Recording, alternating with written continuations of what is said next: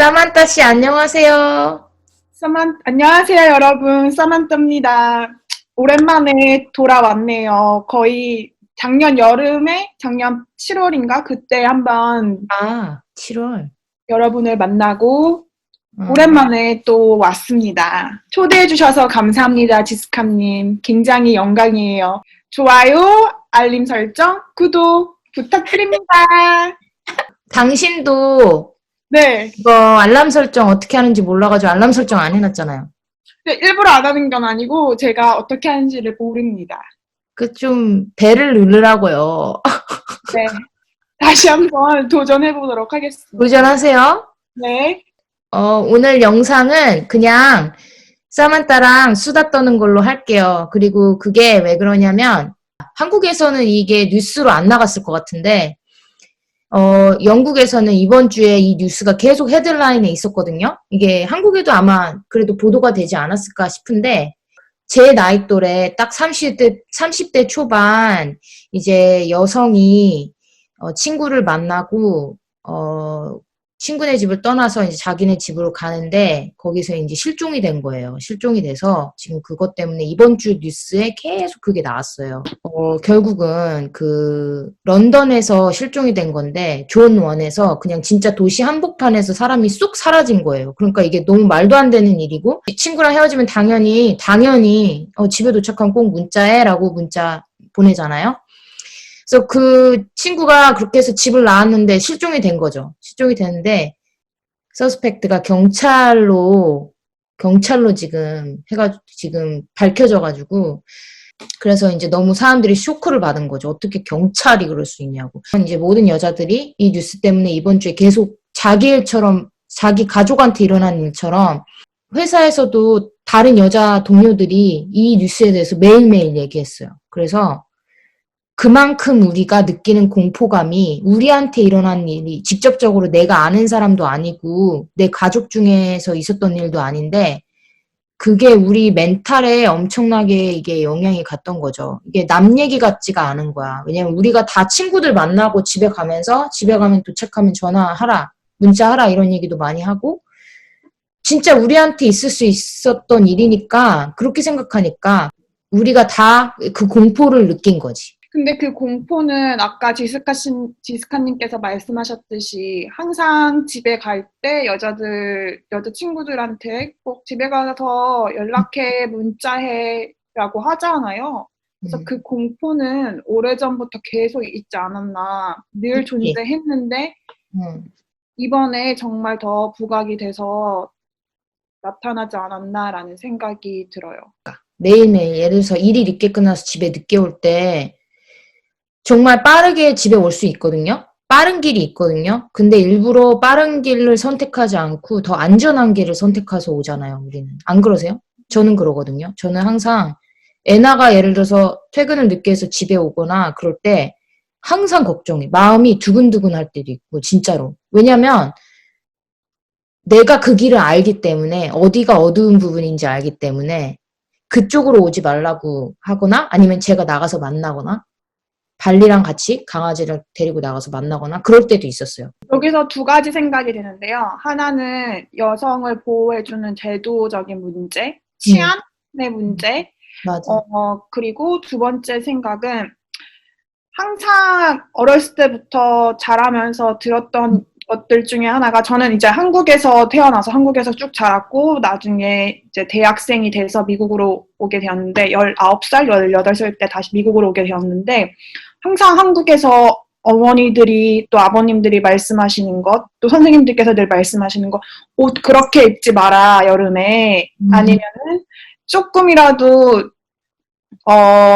뭐 여성의 살이 드러난다거나 조금 더 맞아. 노출된 옷을 입으면 너 그렇게 입으면은 나중에 위험해서 어떡하냐 이런 이야기들을 많이 들었어요. 어, 그래서 이 사회 제도 자체가 여성들의 음, 자기가 입고 입는 옷으로도 자신을 표현할 수 없게 만드는 맞아. 현상들을 많이 봤거든요. 그리고 또 너무 웃겼던 거는 많은 연구들이 되고 있는 것 중에 하나는 과연 여성들이 노출을 심한 옷을 입으면은 음. 섹슈얼 어뷰즈를 더 많이 당하는가 안 당하는가 이런 연구들을 하는 것도 봤어요. 근데 여성으로 태어나서 우리가 입고 싶은 옷, 우리를 표현할 수 있는 옷을 입는다는 게 누군가에게 있어서는 섹슈얼 어뷰즈를 당할 수 있다는 생각을 주는 것 자체가 저는 생각해보면 화가 나는 일이기도 하고 안타까운 일이기도 하고 왜 우리가 우리의 표현을 우리의 옷으로 우리를 표현하는 것조차 누군가에게 있어서 섹슈얼 어뷰즈를 당할 수 있는 타겟이 되는 건가 그런 그러니까. 생각들도 들어요. 근데 지금 2021년에 살고 있는데 나는 그게 너무 정말 슬픈 게 제가 어렸을 때랑 지금이랑 비교해봐도 별로 나아진 게 없는 것 같아요. 여성을 보호해주는 게. 그때 당시에 조심했어야 되는 거 지금도 조심해야 되고 계속 똑같은 생각을 가지고 살고 방금 말했던 것처럼 집에서 우리는 어렸을 때부터 교육을 받을 때 부모님들이 항상 여자는 조심해야 된다. 남자애들은 별로 걱정 안 하잖아요. 예를 들어서 우리는 계속 우리 행동에 대해서 계속 우리 행동을 고쳐야 되고 우리가 행동을 똑바로 해야 되고 우리가 항상 어떻게 해야지 우리를 보호하는 거고 그런 우리의 안전에 대해서만 교육을 받지 남자 애들을 키울 때 그 남자애들한테 어떻게 행동을 해야 되는지에 대해선 그렇게 엠패시스가 없는 것 같아. 그래서 나는 너무 그게 프러스트레이트하고 82년생 김지영 저는 읽어보지 못했는데 영화 있거든요. 영화 보세요. 그 영화에 보면은 똑같은 게 나와요. 그 여자 주인공이 이렇게 집에 오다가 막 되게 무서운 일을 당했는데 아버지가 그 여자 주인공의 그 행동이나 옷 이런 거 그런 거에 대해서 지적을 했단 말이에요. 얼마 전에 참았다가 너무 쉣 같은 일을 맞아요. 겪어서 나한테 전화했잖아요. 놀라가지고. 네, 그날 아침에 제가 아침 7시에 운동을 갔다가 나왔는데 위험한 네이버도 위험한 지역도 아니었어요. 진짜 오픈된 공간이었는데 거기서 이제 나와서 운동 끝나고 나왔는데 어떤 백인 남자가 저한테 다가오는 거예요. 그래서 상대를 하면 안 되겠다라고 싶어서 빨리 걷기 시작했는데 갑자기 뒤에서 저한테 욕을 막 하기 시작하는 거예요. 아무런 이유 없이. 그래서 제가 그때 할 수 있었던 거는 뒤돌아보지도 않고 그냥 마구 뛰는 거. 막 뛰어서 진짜 더 큰 길로 나갔어요. 잘했네. 그러니까 일단 신체적으로도 그렇고 제압을 할 수 있는 힘이 없잖아요. 그래서 제가 할 수 있는 건 그냥 상황을 피하는 거? 그럼 이 말이 좀 그거랑 연관되는 것 같아요.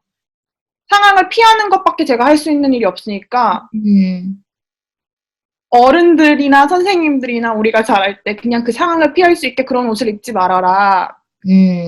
그런 뭔가 남자를 자극할 수 있는 행동들을 하지 말아라. 아직도 기억나는 것 중에 하나가 저희는 모르겠어요. 이게 좀 연구 결과 나왔는지 모르겠는데 아침에 고등학교 때 아침에 머리를 감고 머리가 젖은 상태에서 머리를 풀고 학교에 들어가면은 벌점을 받았어요. 그 이유가 뭐냐면 머리를 젖은 상태로 풀고 오면은 굉장히 선정적이다. 진짜. 그래서 만약에 머리가 젖은 상태라면 머리를 무조건 묶고 들어와라. 미치겠다. 그리고 발목 양말도 약간 그런 것 중에 하나였는데 발목 맞아. 나도 갑자기 까먹고 있었는데 옛날에 발목 양말이 되게 뭐라고 해야 될까? 되게 안 좋은 이미지. 발목 양말이 뭐 남자들의 성적인 것을 자극시킨다. 그러니까 발목 양말을 신지 말아라. 그러면서 그런 생각들을 많이 주입받으면서 컸거든요. 나도 그랬어요. 저도. 그리고 그 원인이 우리에게 있다라는 생각으로 시작이 된 교육을 받았잖아요. 우리. 그러니까 너희들이 발목 양말을 신지 않으면 너희들이 젖은 머리로 등교하지 않으면 너희들이 좀 더 긴 치마를 입는다면 남자들을 자극시킬 수 있는 성적인 요소들이 적어지니까 그렇게 해라. 근데 저희가 왜 그거는 사람이 옷을 입는 거나 머리 스타일이나 아침에 내가 머리를 몇 시에 감고 어느 정도 말리는 건 나의 자유인데 왜 여성의 자유가 억압되는 거잖아요. 어떻게 우리를 왜 억압해?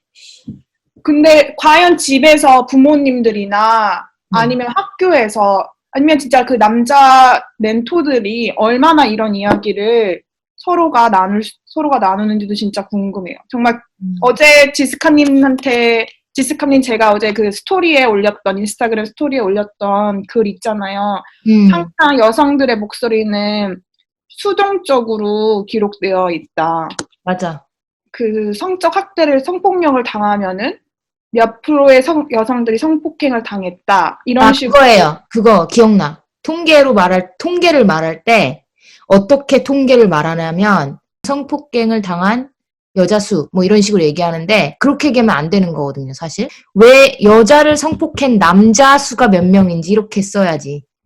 그거 얘기하는 거죠, 지금. 네, 그래서 수동적인 거기서도 여성의 목소리는 또 수동적으로 기록되어 있는 거잖아요. 패시브하게. 그러니까 센터가 남성한테 가 있다는 거죠. 맞아. 있고 남성 움직일 생각을 하지 않고 여기에 머물러 있고, 자, 우리가 여기 있을게. 여자들아, 우리가 여기 중간에 있으니까 너네가 알아서 여기 주위에서 맞춰서 한번 잘 살아봐. 그리고 우리가 여기 중간에 있으니까 우리가 중심 잡아줄 테니까 너네가 여기서 알아서 맞춰서 살고, 못 맞추겠으면 그건 너의 잘못이야. 왜냐면 너가 문제거든. 그러니까 우리가 문제인 걸로 취급이 되는 거지. WHO에서 3명 중에 1명의 여자들이 전 세계적으로 봤을 때 30% 정도의 이제 여자들이 아직도 섹슈얼 바이올런스를 겪고 있으니까. 그리고 그런 무서움을 당했을 때, 저 솔직히 말해서 그날 아침에, 무슨 생각을 했냐면, 자연스럽게, 그러니까 이게 되게 슬픈 사실이고 안타까운 사실인데, 그 순간 내가 저 사람한테 눈을 마주치지 않았으면 처음에, 그럼 저 사람은 안 그랬을까? 내가 눈빛으로 신호를 보냈나? 이런 생각을 하게 되는 거예요. 즉, 성폭행을 당한 많은 사람들이 그런 생각을 한다고 하잖아요. 내가 잘못했나? 내가 뭔가 조심하지 않았나? 이런 생각을 많이 한다고 하잖아요. 그러니까 그것 자체가 내가 저 사람은 쳐다보지 않았으면 안 그랬을 텐데, 내가 그 길로 가지 않았으면 안 그랬을 텐데, 이런 생각을 하고 있는 나를 보면서 뭔가 그 30년 동안 살면서 이 세상이 나한테 주입시켰던 그 사고들이 굉장히 내 머릿속에 크게 자리 잡고 있구나라는 생각을 했죠.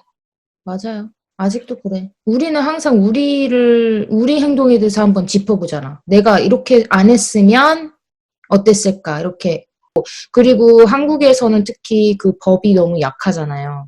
얼굴 그래도 다행히 외국은 만약에 누가 뭘 잘못하면 얼굴을 그냥 다 까잖아요. 죄인에 대해서는 사람 취급 안 해주는 거가 외국은 좋은 것 같아요. 예를 들어서 누가 뭘 잘못하면 그 옛날에 기억나죠? 우리 대학생 때. 월요일날 우리 신문 딱 열면 누가 금요일날 어레스트 됐었는지 내일에 갔다 응. 그거 보는 거 은근 꿀잼이었어요. 기억나요? 지스카님이 늘 월요일날 하시던 규칙적인 루틴이 있어요. 그 엔지니어링 빌딩에 딱 가면은 뭐해요? 이러면 잠깐 기다려봐. 자, 보자. 그래서 말해도 되죠? 데일리 아이원. 데일리 아이원 딱 피고 봐봐.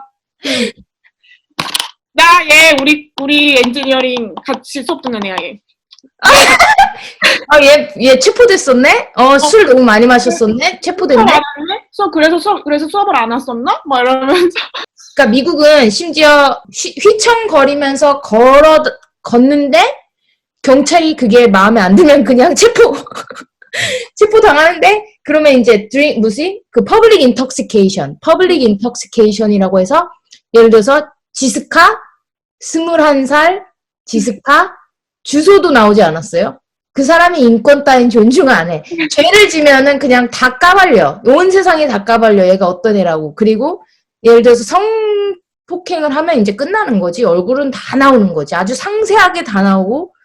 예방을 할 수 있는 예방 차원의 제도가 굉장히 필요한 것 같고. 그 다음에 개입 중간에서 진짜 그런 일이 일어나고 있을 때 그거 피해를 받은 사람들, 피해자들을 또 어떻게 개입을 해서 보호를 해줄 수 있을지, 피의자를 그 사람들이 다시 사회에 돌아와서 똑같은 일을 저지르지 않게 할 수 있을지. 그래서 그 개입을 할 수 있는 제도가 필요할 것 같고, 그리고 개입이 끝나면 이제 또 다시 사회로 돌아왔을 때 똑같은 범죄를 또 저지를 수 있는 확률이 너무나도 높잖아요. 그래서 그렇게 하지 않기 위해서 이 사람들을 개입을 해서 또 필요한 서비스를 제공하는 것도 굉장히 아니, 필요할 것 그래서, 같아요. 아이들이 제대로 된 성적인 관념이 생길 수 그치. 있도록 해줘야 하는 게 진짜 중요한 교육 같아요. 그리고 그게 나중을 위해서라는 거는 피해자도 줄일 수 있는 거고, 이런 사람들이 나중에 출소를 했을 때 이 사람들이 다시 사회에 적응할 수 있게 도와주는 거잖아요. 그래서 경제적인 면에 있어서도 성교육이 나중에 봤을 때 굉장히 많은 세이빙을 가지고 올 수 있는 것 같거든요. 개입을 얼마나 빠르게 하느냐에 따라서 또 그 다음에 이 사람들이 겪는 트라우마나 재범죄율을 줄일 수도 있는 것 같아요. 이렇게 저를 초대해 주시고 저의 생각들을 나눌 수 있게 해주셔서 감사합니다. 빠이. 사만타 씨를 다음에 만나도록 하겠습니다, 여러분. 빠이. 좋은 하루 보내세요. 빠이! 빠이.